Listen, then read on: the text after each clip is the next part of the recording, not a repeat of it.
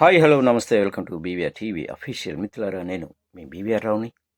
అల్లు అర్జున్ కథానాయకుడిగా నటించిన Pushpa 2 cinema pre release సందర్భంగా ఆర్టీసీ క్రాస్ రోడ్స్లోని సంధ్య థియేటర్ వద్ద తొక్కిసలాట జరగడానికి ఆ హాలు నిర్వాహకులే కారణం అని హైదరాబాద్ పోలీసులు తేల్చిన అల్లు అర్జున్ను కేసులో A11గా కొనసాగించడంపై సర్వత్రా విస్మయం కొనసాగుతోంది, వ్యక్తం చేస్తున్నారు చాలామంది.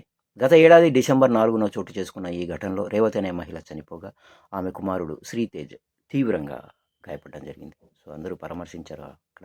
అయితే ఈ ఘటన పట్ల అల్లు అర్జున్ దిగ్భ్రాంతి వ్యక్తం చేశారు. రేవతి మృతికి సంతాపం తెలియజేశారు. రేవతి భర్తకు ఆర్థిక సహాయం చేసి శ్రీతేజ చికిత్సకు అవసరమైన నిధులను కూడా సమకూర్చడం జరిగింది.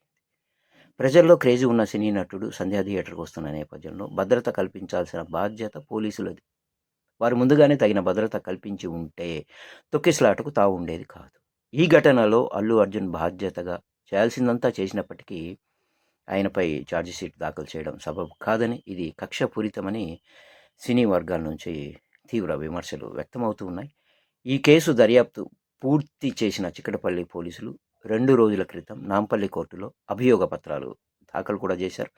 సంధ్యా థియేటర్ యాజమాన్యం నిర్లక్ష్యంతో వల్లే ఈ తొక్కిసలాట జరిగిందని నిర్ధారిస్తూ మేనేజ్మెంట్తో పాటు మేనేజర్ పైన, థియేటర్ మేనేజర్ ఎవరైతే ఉన్నారో ఆయన పైన అభియోగాలు మోపడం కూడా జరిగింది.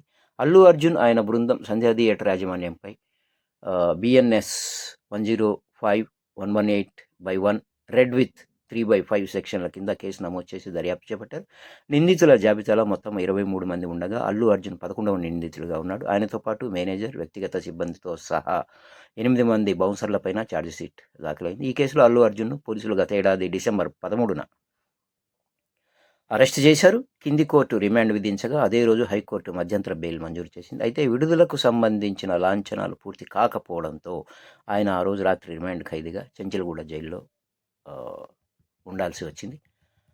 సరే, అల్లు అర్జున్ను ఏకంగా A11గా చేర్చుతూ పోలీసులు ఛార్జిషీట్ దాఖలు చేసిన నేపథ్యంలో ఆంధ్రప్రదేశ్లో ఎన్నో తొక్కిసలాటలకు ఘటనలకు బాధ్యులైన ప్రస్తుత ముఖ్యమంత్రి చంద్రబాబుపై ఎన్ని కేసులు పెట్టాలని మేధావులు, సామాజికవేత్తలు, ప్రజాస్వామ్యవాదులు ప్రశ్నిస్తున్నారు. ఈ ఘటనలో అల్లు అర్జున్ బాధ్యతగా చేయాల్సిందంతా చేసినప్పటికీ ఆయనపై ఛార్జిషీట్ దాఖలు చేయడం ఎన్నో ప్రశ్నలను రేకెత్తిస్తోందని ప్రజా సంఘాల నేతలు చెబుతూ ఉన్నారు.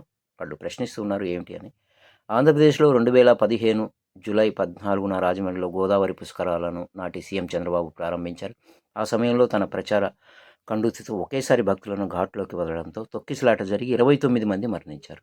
2022 డిసెంబర్ 28న టీడీపీ అధ్యక్షుడిగా చంద్రబాబు కందుకూరులో ఇరుకు సందుల్లో నిర్వహించిన రోడ్ షోలో తొక్కిసలాట జరిగి 8 మంది మరణించారు.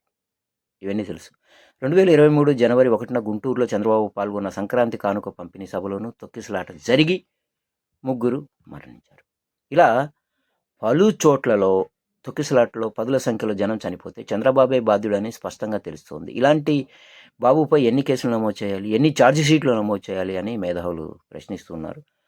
సో తెలంగాణలోని రేవంత్ రెడ్డి సర్కార్ తన తప్పును కప్పిపుచ్చుకోవడం కోసం అల్లు అర్జున్పై కక్ష సాధింపు చర్యల్లో భాగంగానే కేసు నమోదు చేసిందని స్పష్టం చేస్తున్నారు వాళ్ళందరూ.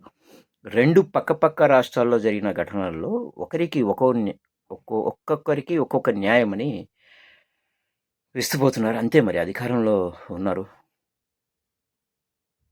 ఏమైనా చేస్తారు.